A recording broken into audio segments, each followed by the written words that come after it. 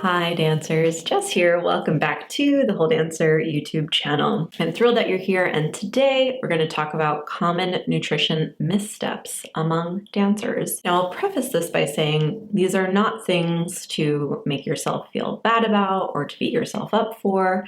They're just very common sort of traps that dancers can fall into, many of which I struggled with myself in my challenging time in dance. So we'll talk through them, and I want you to mostly just start to see if you recognize any of these missteps or traps being a part of your food relationship or approach to nutrition, because acknowledging and seeing them as a potential challenge or problem is really a great first step to start to make positive shifts, to start to move in the right direction, to start to feel better about your approach to food. The first one is under fueling. This can happen sort of discreetly. It's not always crystal clear that, oh, I'm not eating enough food, but it might be that you don't have enough time. There might be not enough breaks in your day. You might be dancing from 8:30 in the morning until 7:30 at night and have one 15-minute break. That's a real schedule. That dancer at an elite ballet school told me that she has.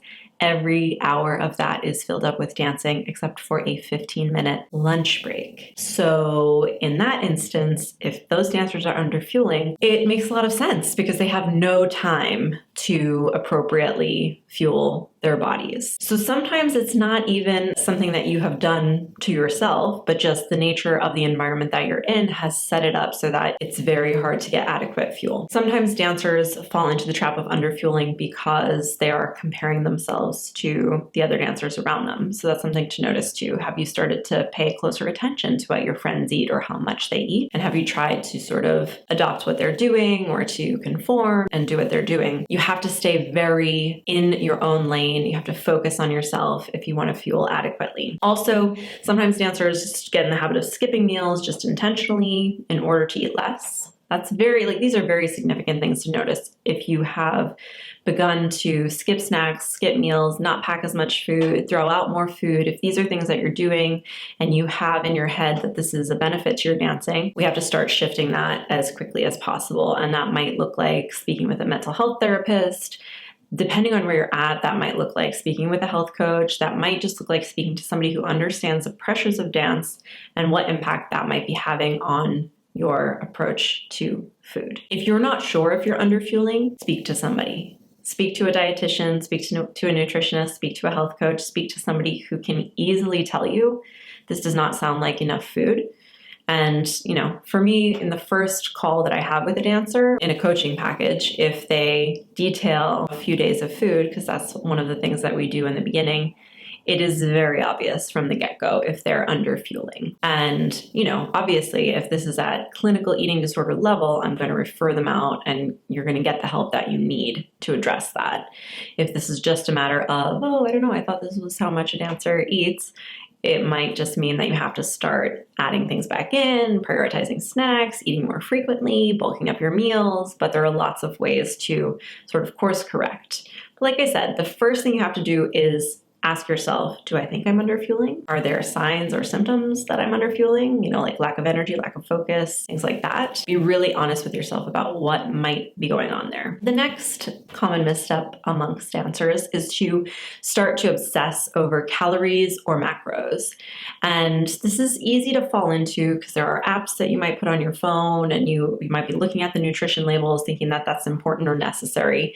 And the reality is that you should not use the apps. There's no need to analyze or overanalyze nutrition facts. You want to let your food choices be dictated by your wants and needs and hunger and fullness, and also eating proactively in order to fuel adequately for your dancing. If you've got any of those apps going on your phone, you're tracking things. If you track once because you're like, I want to see if I'm getting enough nutrients, I'm okay with that. But then you have to delete the app and stop tracking and don't look back at it again.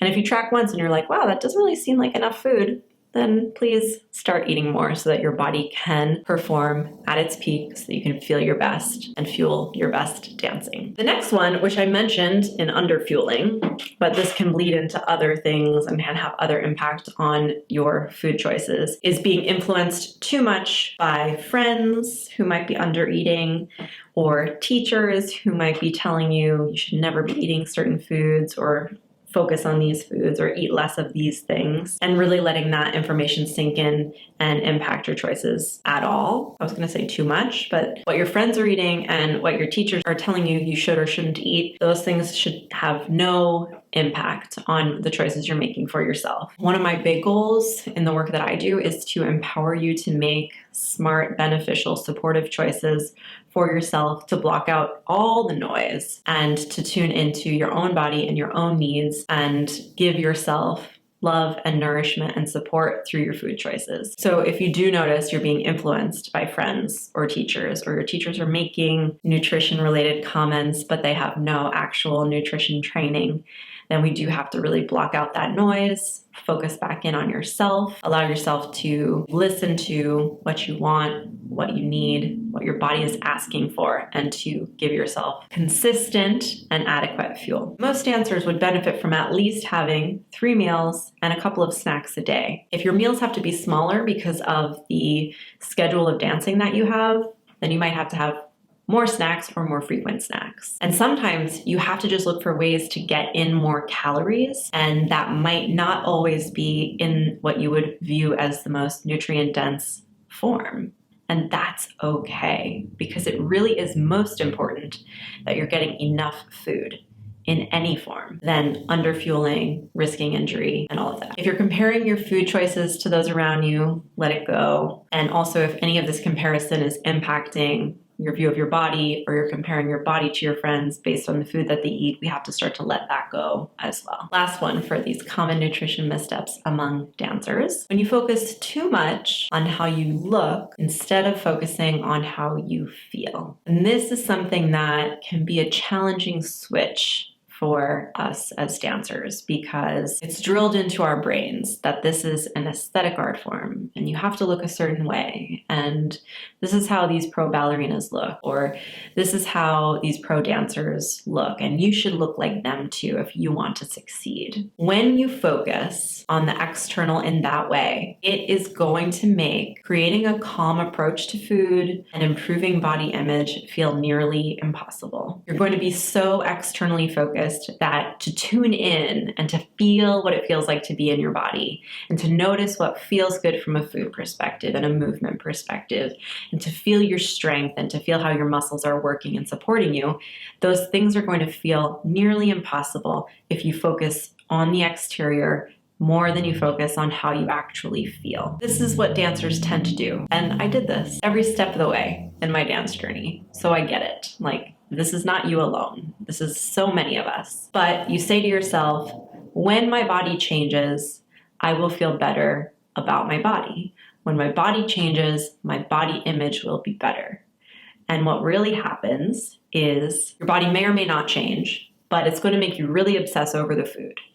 And if your body does change, you're going to feel even more obsessed over the food because you're living in a place of fear that, oh God, what if my body goes back to how it was before? And odds are you're also underfueling and feeling desperate and needy and needing nourishment and needing love and needing support and needing all of these things that you're neglecting. So focus on how you want to feel in your body, not how you want your body to look. And that's going to allow you to make easier food choices, more in tune food choices, happier food choices, and just to feel better in your body more quickly. It's a process, but this is a key part of it. And I will note, just because I know that this is something comes up, it's something that has come up recently. Dancers in growing age range, if you are in a growing body, you should not be losing weight. So this is for parents, if you're listening or watching. If your dancer is still growing, there should never be weight loss happening. Weight loss for dancers is dangerous at a lot of phases, and obviously rapid weight loss is always dangerous,